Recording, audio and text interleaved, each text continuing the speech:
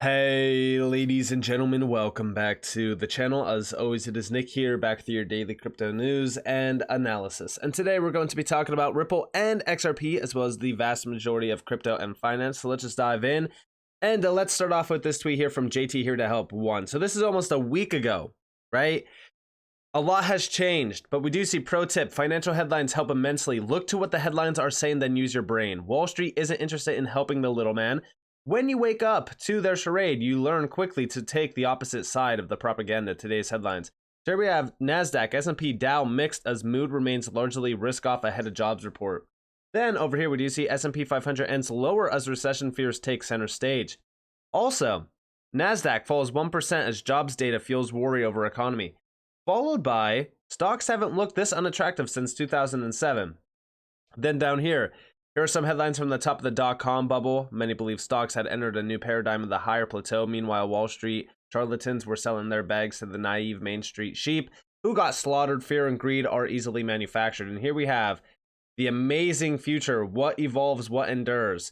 Then over here, we do see, if this is a bubble, it sure is hard to pop. So yeah, I mean, listen, these...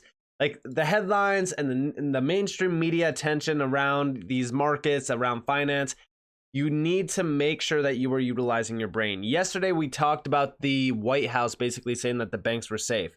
I talked about this. In fact, I've been talking about it for a while now, that the banks are not safe. The banks don't have liquidity. Money is drying up.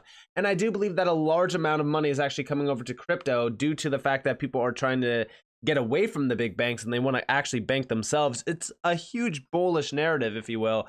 But also, right now, we constantly see this cradling. This is what I'm calling it. I'm calling it cradling from the U.S. economy, or from the U.S. government around the U.S. economy. We do see Treasury Secretary Yellen says U.S. economy is performing exceptionally well. Now, I want to ask all of you, do you think that the U.S. economy is performing well? I mean, honestly. Comment down below. I would love to hear from all of you. Now, I will say this. The U.S. economy is nowhere near as bad as it's going to get. A lot of people think that I'm just fear-mongering when I say that. Listen, I said that this year was going to be incredible for crypto. In fact, I said that this year, all the way up until like the end of quarter 3, possibly even the middle of quarter 4, that crypto was going to do very well. And it was because of the amount of fear that we were seeing in mainstream media. But now we are seeing them all say that the U.S. economy is performing exceptionally well. And we did see Bank of America warning that the U.S. economy is at risk of shrinking in quarter 2. Now listen, the way that I take both of these is the fact that, yes, the U.S. economy right now is not doing as bad as, most, but it is going to get to the breaking point. And I believe that 2024 is going to look very rough. The same way with this U.S. economy shrinking in quarter 2, I think that this is more so quarter 3, maybe quarter 4 of this year, and it might even push into 2024. But a lot of people are waiting on 2024 and 2025 for the Bitcoin halving, thinking that, hey, everything's going to do great, whatever. Got to remember that the 4-year cycle mainly runs on liquidity markets. The liquidity cycle every 4 years is fairly nice. It adds to the fire, if you will. But when we talk about liquidity drying up from the banks and we start to see banks starting to crumble and we start to see the U.S. government saying everything is fine, that the U.S. economy is fine, usually it's time to wake up and smell the roses and say, okay, yeah, things are going to get bad. But in the short term, why not make a ton of money, invest into physical assets like gold, silver, and stockpile crypto bags still? Because again, like when we look at utility gems, I do believe that XRP, and a few other utility gems like HBAR, Casper, etc. are going to do very well going forward on in time, especially as regulations come in and basically swallow up all the nonsense tokens. But in the short term, yeah, I do think that people should be buying physical gold, silver, also stockpiling food, water, because things are going to get to the point where we have hyperinflation. Hyperinflation is most likely unavoidable at this point in time, because we even did see Yellen say that she wants to print another $18 trillion by 2030. And if you're talking about that, like they're going to 100% have to raise the debt ceiling by the summertime. We're going to start to see the Fed printing even more money. And all of this is going to push us into hyperinflation. Now, with all of this in mind, I do want to take you guys over to this one as well. So talking about the Fed, most people probably don't know this, but the Fed is controlling a lot of what we are seeing. But also, we do see the Fed seems to specialize in sparking boom and bust cycles and bailouts as needed. Is this really the best way to run a financial system? And we do see the Fed has so far saved the stock market from crashing after SVB's implosion by injecting billions to backstop deposits. This is what we are going to continue to see. Like, this is a big problem. But also, as we look over here, this was very, very comical to say the least. We do see KPMG, Goldman Sachs, and Morgan Stanley are being sued for their roles in the Silicon Valley Bank collapse. KPMG signed off on the annual report just weeks before SVB collapsed. Goldman and Morgan Stanley underwrote SVB stock offerings. I want you guys to understand that a lot of what we are seeing right now around this economy, in my opinion, you can call me a conspiracy theorist if you want, whatever, it doesn't matter. A lot of this is pre-planned. They plan this ahead of time. And this is all to usher in their digital system, their digital tokens. I talked about it even in yesterday's video that they want to have a US digital currency, and it's going to counteract crypto. They don't want crypto to thrive because when you have a massive amount of individuals utilizing decentralized protocols, decentralized finance, well, guess what? How are they going to get their taxpayer money to print more money to, do all their nonsense? How are they going to, bring in a ton of revenue for the bankers and the big banks? They can't. Which is exactly why they want to go after crypto. They want to target crypto. It's a bunch of nonsense. Now, I do want to take you guys over to this video here. So, as everyone believes that the US dollar is about to collapse to zero and the US is finished, I've been talking about this for a while. And although, yes, I do believe that the US as a dominant force to be reckoned with around finance is essentially almost gone. But it's not going to happen overnight. But I also believe that this is all pre-planned, and I'll get to that here in a second. But listen closely to this 2-minute and 20-second long video. Why should I be worried? Yeah, well, that was a great summary, Jesse. And, really one of the driving goals of our foreign policy for decades now has been protecting the U.S. dollar. And at this point, this administration is throwing that away. And the reason that matters for regular people, not only does that erode our influence in the world, it's bad for our economy. It takes away some of the advantages that we have. But this is something where if the abandonment of the dollar takes off, for 80 years now, we have flooded the world with U.S. dollars. They've kept hold of them. That's been fantastic because they give them useful things. They give us toasters and cars and copper mines for those dollars. Now, the problem is if we throw that away, all of those dollars come flooding back into America. That means we have way too many dollars. We have a word for that, which is inflation. So we could see enormous inflation, and that's at a time when our banks are already wobbling. So what can Joe Biden do about this right now? Because it seems like the entire world is conspiring against us and the dollar.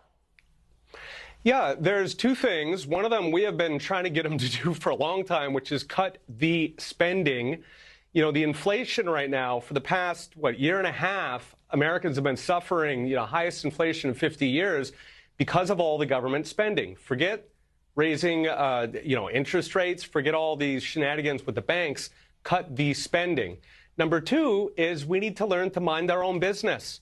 Other countries have their way of doing things. If we go in there and we start dictating social policy, they start to get scared. And, what happened after Russia went into Ukraine is we seized the assets of the Russian central bank. Those were the dollars that they were holding. We did not even do that during the Soviet Union. We had, proxy wars going on all over the world, and we didn't even do that. This administration is just absolutely reckless. That sends a message to every country in the world that if you get on the wrong side of our LGBT policies. So, yeah, I mean, honestly, this kind of spirals into a bunch of other nonsense. But for the most part, this is 100% on par. When you look into the idea of, one, the US dollar, we did flood the system. Hyperinflation is going to happen. And it's going to happen most likely in 2024. For now, what we need to do is preserve our capital, make sure that we are buying the right assets, make sure that we are buying the right, tangible items, and we need to stockpile. As much as people want to call me a conspiracy theorist, that's totally fine. You don't need to do what I'm telling you to do. I'm not here to tell you what to do. I'm here to tell you what I'm personally doing because of what's happening. And again, all of this is by plan. Listen, you honestly think that the US is just going to sit here and relax? No. Their dominance, their status as a reserve currency is up in the air right now. It's being targeted. And the thing is that if they lose that, well, they lose control of everything.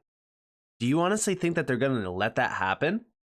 We do see here from Digital Asset Investor. I played this video in my video from yesterday.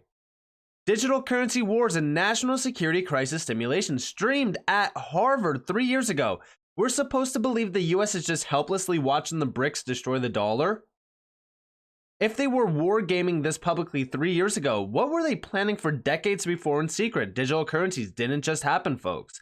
And yes, I said it in yesterday's video as well. Like, they have a pre-planned agenda. This pre-planned agenda is going to target a lot of us, especially around CBDCs. CBDCs is going to be the main thing that they want to address and what they want. Because again, outside of the US, we are seeing dominance being questioned every single day. This essentially, in my opinion, is going to lead us to the new world order, the great reset, if you will. I said it over on Twitter a little bit ago. I don't know if I can find it, but basically I said that they don't want you owning anything. I've been talking about this for a little bit of time on this channel as well. When you look at the loans, so I said they want loans that last a lifetime, making it impossible to own anything, own nothing, and be happy. A lot of people are looking at the economy today, and they're looking at the things in the US as well as, oh, they're benefiting us. Like, for example, the 40-year mortgage that they just announced. All right, get stuck in a 40-year mortgage. All right, now add on the interest. You're paying well over another $100,000 in money on that house. The house isn't worth that. You'll most likely never see the money that you put into it back. Like, a lot of what we are seeing around the US economy is to keep you trapped in the debt cycle. They need you to be stuck in that debt cycle. The same reason why they don't want you to get rich. This is also why mainstream media constantly is fighting against you and telling you the wrong things on purpose. They're manipulating the system to create this completely poor-driven economy. And when I say poor-driven economy, I mean all of us that are at the bottom of the barrel, at the middle of the barrel, not at the top, all of us participate in this system. We go out and buy things, we get ourselves in debt, we have to pay on our debt, maybe we're paying interest on our debt. It's all to benefit the top wealthy. Now you can break that cycle. You don't have to live beyond your means. You don't have to buy, the Lambo. You don't have to buy this. You need to make sure that you are preparing for financial freedom, getting away from all of this nonsense, making sure that you are preparing yourselves for whatever can come next.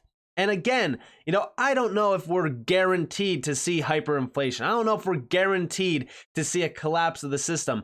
But from what we have been seeing and from what we are being told by US officials, really does sound like we are going into the dark times, because what they are saying is all to manipulate your feelings, all to manipulate your emotions. This is why I'm stocking up on XRP, on utility gems within crypto. I'm stockpiling food, water. I am looking at physical gold and silver and stockpiling that. Like, this is what I'm doing. Because I don't see a way out of hyperinflation. I don't see a way out of the US economy collapsing, because what they are telling us is all nonsense. So with that being said, I hope that you guys enjoyed this video. If you guys did, definitely leave a like, subscribe, turn notifications on for more free content. You guys are more than welcome to follow me on Twitter and join the free Discord in the description below. As there's up that you all have a beautiful day or a beautiful night wherever you guys are in this beautiful world. This has been Nick. Peace out, guys.